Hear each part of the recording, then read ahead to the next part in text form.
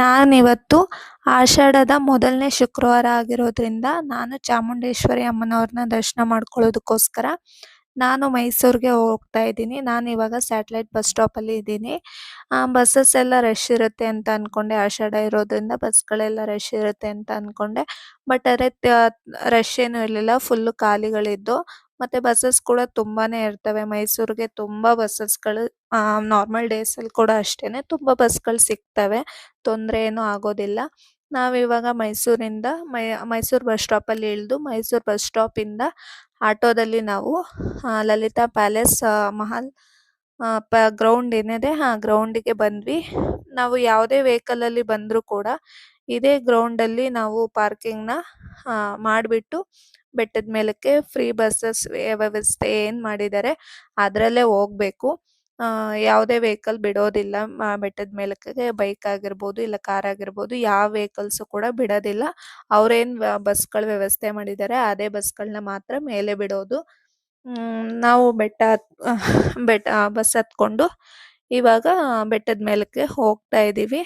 ನಾನು ಚಿಕ್ಕ ವಯಸ್ಸಲ್ಲಿ ಹೋಗಿದ್ದು, ಇವಾಗೇ ಹೋಗ್ತಾ ಇರೋದು.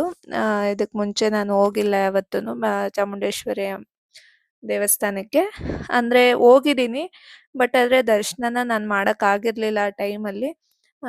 ಸ್ವಲ್ಪ ಟೈಮ್ ಆಗ್ತಾಯಿತ್ತು. ಊಟಿಗೆ ಹೋಗೋ ಟೈಮಲ್ಲಿ ಹೋಗಿದ್ವಿ, ಬಟ್ ಆದರೆ ದರ್ಶನ ಮಾಡ್ಕೊಂಡು ಹೋಗೋಷ್ಟರಲ್ಲಿ ಟೈಮ್ ಆಗುತ್ತೆ ಅಂತ ಹೇಳಿ ವಾಪಸ್ ಬರಬೇಕಾದ್ರೆ ಮಾಡ್ಕೊಳ್ಳೋಣ ಅಂತ ಹೇಳ್ಬಿಟ್ಟು ಹೋಗಿದ್ವಿ. ಬಟ್ ಅಲ್ಲಿಂದ ವಾಪಸ್ ಬರಬೇಕಾದ್ರೂ ಕೂಡ ನೈಟ್ ಆಗಿತ್ತು ಅಂತೇಳಿ ಮತ್ತೆ ಹೋಗಲಿಲ್ಲ. ನಾನು ಇದೇ ಮೊದಲು ಚಾಮುಂಡೇಶ್ವರಿ ಅಮ್ಮನವ್ರನ್ನ ದರ್ಶನ ಮಾಡ್ಕೊತಾ ಇರೋದು. ಸೊ ಖುಷಿ ಆಗ್ತಾ ಇದೆ ನನಗೆ. ಬಟ್ ದರ್ಶನ ಆಗುತ್ತಾ ಇಲ್ಲ ಅಂತ ಒಂದು ಕಡೆ ಭಯ ಕೂಡ. ಟೈಮ್ ಆಗಿದ್ದರಿಂದ ಮೊದಲು ಪ್ರಸಾದನ ತಿನ್ಕೊಂಡು ಬಿಡೋಣ ಅಂತ ಹೇಳ್ಬಿಟ್ಟು ನಾವು ಪ್ರಸಾದಕ್ಕೆ ಬಂದ್ವಿ. ಪ್ರಸಾದ ಎಲ್ಲ ತುಂಬ ಚೆನ್ನಾಗಿತ್ತು. ದರ್ಶನಕ್ಕೆ ಮುಂಚೆನೇ ಪ್ರಸಾದ ತಿಂತಿದ್ದೀವಿ ಅಂತ ಯಾರೂ ಬೈಕೋಬೇಡಿ, ತುಂಬ ಹೊಟ್ಟೆ ಹಸಿತಾ ಇತ್ತು. ಸೊ ಅದಕ್ಕೆ ಪ್ರಸಾದನ ತಿಂದ್ಕೊಂಡು ಲೈನಿಗೆ ಬಂದು ನಿಂತ್ಕೊಂಡ್ವಿ. ತುಂಬ ಬೇಗನೆ ನಮಗೆ ದರ್ಶನ ಆಯಿತು. 2 ಅವರ್ಸಲ್ಲೇ ನಮಗೆ ದರ್ಶನ ಆಯಿತು. ಒಳಗಡೆ ಫೋನೆಲ್ಲ ಅಲೋ ಇರಲಿಲ್ಲ. ಸೊ ಜಾಸ್ತಿ ಫೋಟೋ ಆಗಲಿ ವಿಡಿಯೋ ಆಗಲಿ ಮಾಡೋದಕ್ಕೆ ಆಗಲಿಲ್ಲ. ತುಂಬ ಚೆನ್ನಾಗಿ ದರ್ಶನ ಆಯಿತು.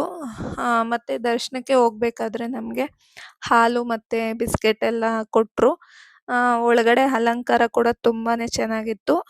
ಮತ್ತು ಯಾರೂ ಗಡಿಬಿಡಿ ಮಾಡಲಿಲ್ಲ, ತಳ್ಳೋದು ಇದು ಮಾಡೋದು ಏನೂ ಮಾಡಲಿಲ್ಲ. ದರ್ಶನ ಮಾಡೋದಕ್ಕೆ ತುಂಬಾ ಟೈಮ್ನ ಕೊಟ್ಟರು.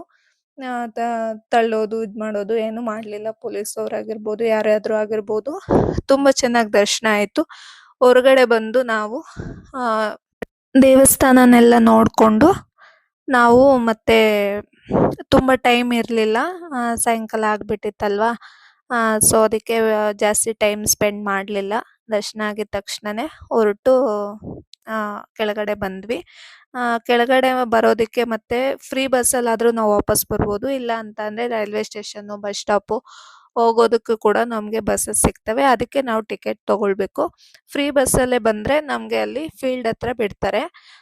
ಸೊ ನಾವು ರೈಲ್ವೆ ಸ್ಟೇಷನ್ನಿಗೆ ಬೇರೆ ಬಸ್ನ ಹತ್ಕೊಂಡು ಬಂದ್ವಿ. ಅದಕ್ಕೆ ಚಾರ್ಜ್ ಮಾಡ್ತಾರೆ, ಅದು ಕೂಡ ಸಿಗುತ್ತೆ. ಅದರಲ್ಲಾದರೂ ಹತ್ಬೋದು, ಇಲ್ಲ ಫ್ರೀ ಬಸ್ ಆದರೂ ಕೂಡ ಹತ್ಕೊಂಡು ನಾವು ಕೆಳಗಡೆ ಬರ್ಬೋದು. ನಾವು ಟೈಮ್ ಆಗಿತ್ತಲ್ವ ಫೀಲ್ಡ್ ಹತ್ರ ಬಂದು ಮತ್ತೆ ಅಲ್ಲಿಗೆ ಹೋಗೋದಕ್ಕೆ ಟೈಮ್ ಆಗುತ್ತೆ ಅಂತೇಳಿ ನಾವು ರೈಲ್ವೆ ಸ್ಟೇಷನ್ನಿಗೆ ಬಸ್ ಹತ್ಕೊಂಡು ಬಂದು ಬೆಂಗಳೂರಿಗೆ ತಲುಪಿದ್ವಿ.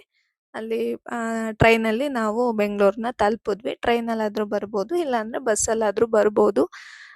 ತುಂಬ ಚೆನ್ನಾಗಿ ಅನ್ನಿಸ್ತು, ನನಗಂತೂ ತುಂಬ ಚೆನ್ನಾಗಿತ್ತು. ನೀವೆಲ್ಲ ದರ್ಶನ ಮಾಡಿಕೊಂಡ್ರಾ? ನಿಮ್ಮ ಒಂದು ಅನುಭವ ಹೇಗಿತ್ತು ದಯವಿಟ್ಟು ತಿಳಿಸಿ.